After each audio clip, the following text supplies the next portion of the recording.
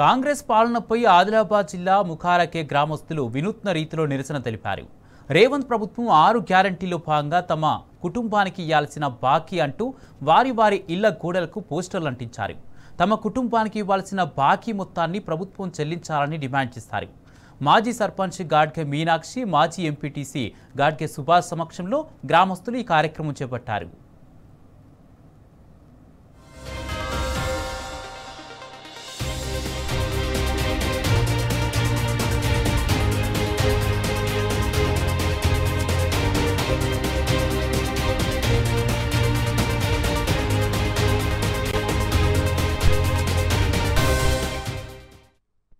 రెండు సంవత్సరాల కింద కాంగ్రెస్ ప్రభుత్వం, రేవంత్ రెడ్డి ప్రభుత్వం అధికారంలో వచ్చింది.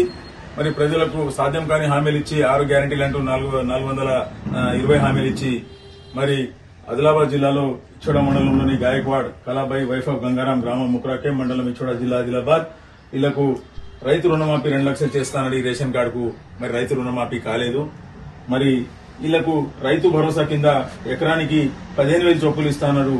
మరి 2,000ది రైతు భరోసా ఇవ్వలేదు. మరి పోయినసారి 6,000 ఇచ్చిండు, దానికన్నా ముందు 5,000 ఇచ్చిండు.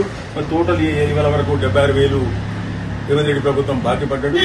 మరి ఆసరా పెన్షన్ కింద ఈ పెద్ద మనిషికి 2,000 రూపాయలు పెన్షన్ తో పాటు 4,000 పెన్షన్ ఇస్తామన్నాడు. 4,000 పెన్షన్ రాలేదు. 46,000 బాకీ పడ్డాడు. మరి అదేవిధంగా మహాలక్ష్మి పథకం కింద ప్రతి మహిళకు 2,500 రూపాయలు రేవంత్ రెడ్డి ప్రభుత్వం ఇస్తానది ఎన్నికల హామీలో.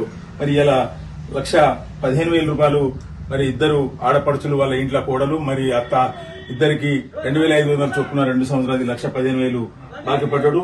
మొత్తము 4,30,000 రూపాయలు మరి 2 సంవత్సరాలు రేవంత్ రెడ్డి ప్రభుత్వం ఈ కుటుంబానికి బాకీ పడ్డాడు. ఈ విధంగా ఆదిలాబాద్ జిల్లా ఇచ్చోడ మండలం ముక్రాకి గ్రామంలో ప్రతి కుటుంబంలో ఏదైతే రేవంత్ రెడ్డి ప్రభుత్వం హామీ ఇచ్చిందో మరి హామీ నెరవేరకుండా ప్రజలను పూర్తిగా మోసం చేసిండు. కాబట్టి